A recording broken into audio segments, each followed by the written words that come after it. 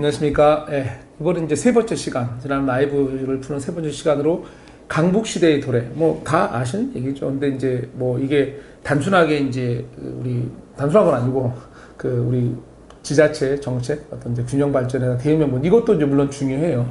정말로 정책적으로 대응 명분이 분명히 있죠. 분명히 낙후돼서 개발시켜야 되죠. 근데 그게 이제 제 입장에서 보면 그러면 서민들은 어디로 가나라는 걱정을 하게 되는 거죠. 그리고 이제 여러 요인들이 있어요. 사실은 우리가 이 대도심이라는 게 보통 이제 신도심, 구도심이 있는데, 신도심 지역들이 이제 어떤 이제 노후가 돼서 재건축 제를 가면 사업은 빨라요. 어떤 권리관계나 그 근처에 있는 인프라나 모든 게 안정하기 때문에 사업 속도 내는 게 빠를 수밖에 없고, 이제 강북 지역처럼 어떤 구도심, 자연 발생적 도시들은 그게 권리관계가 복잡한 것도 많고 되게 특이한 권리도 많죠.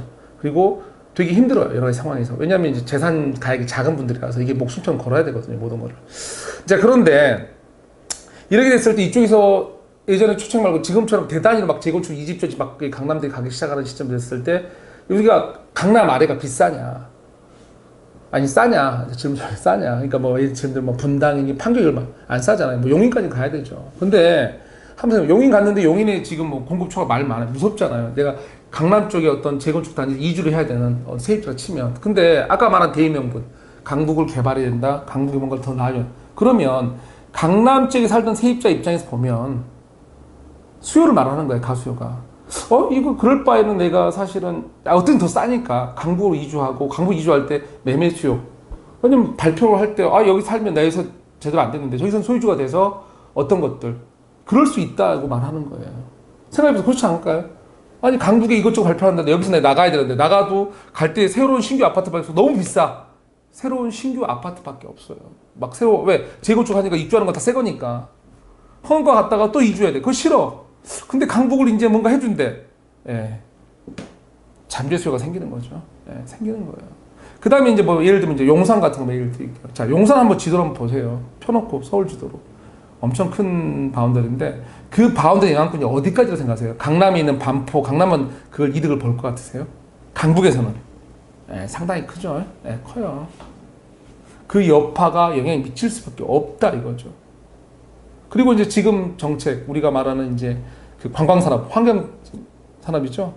혜택이 없죠. 근데 그런 것들이 대부분이 이제 신구에 좋아해서 애꽃, 요즘에 이제 신구 좋아하면 옛날 같으면 스포츠 게임 얘기인데, 신구 선수들 신구 좋아하는데, 진짜로 요즘에 돈이 되는 건 신구에 좋아해요. 전 세계적으로 좋아.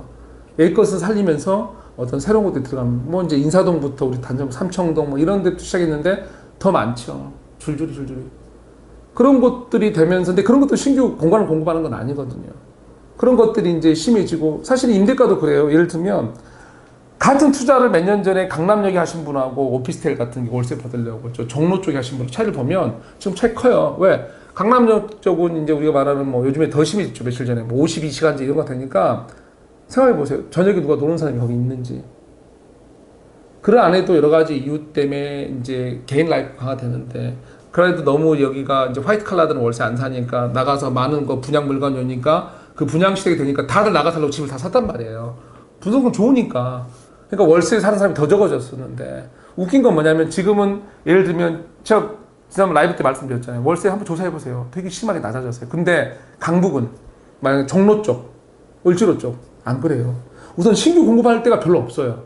땅 자체가 되게 권리관계가 복잡하고, 또 옛날에 짓기 때문에 옛날 걸 지켜야 되는 규제도 많고, 그러다 보니까 수요는 있는데 없다 보니까 거기는 그대로 유지하고 있죠. 오히려 올리는 경우도 있어요. 제가 어제 조사해봤는데 어떤 거 올리더라고, 월세를. 놀랬어요. 전혀 다른 거예요, 상황이. 이제 대형명부도 앞으로 발표를 하니까 더 안 팔겠죠, 그분들은. 그래서 우리가 강북시대라는 게 사실은 단순하게 어떤 균형 발전 정책뿐만 아니고 이러이러한 요인, 그다음에 뭐 관광산업 여러 가지 요인으로 해서 갈 수밖에 없어요. 이주도 뭐 안에 내려가야 답 없는데. 그래서 그렇게 되면 이제 제가 결론적인 얘기는, 이제 저는 항상 서민 얘기하는 게 좀 비관적이지만, 서민 입장, 그 강북에 사는 우리가 서민을 많은 분들이 정말로 임대 정책을 믿고 임대로 살아도 주택은 투자 말고 실수요 한 주택 사는 건데, 집 하나 사는 건데 무슨 투자고 투기예요. 그거 하는 것도 꺼려할 정도로 앞으로 집 내려가 고통이 크실 수 있어요. 대한민국만 보지 마시고 전 세계 상황을 같이 보고 그 경우를 사례를 뒤져보세요. 우리가 피난처였던 외곽 지역들, 피난처였던 강북 지역들이 지금대로 생각해 다르게 움직일 수 있다고 말씀드리는 거예요. 지금 말고 장기적으로. 장기란 게 오랜 장기 말고 4년, 5년 이내. 그 얘기를 드리는 거예요. 네. 그 다음 시간에는 제가 이제 다른 마지막으로 이제 네 번째 시간은 우리가 주거 지원 받는 그 최종 수혜자에 대해서 좀 얘기를 할게요.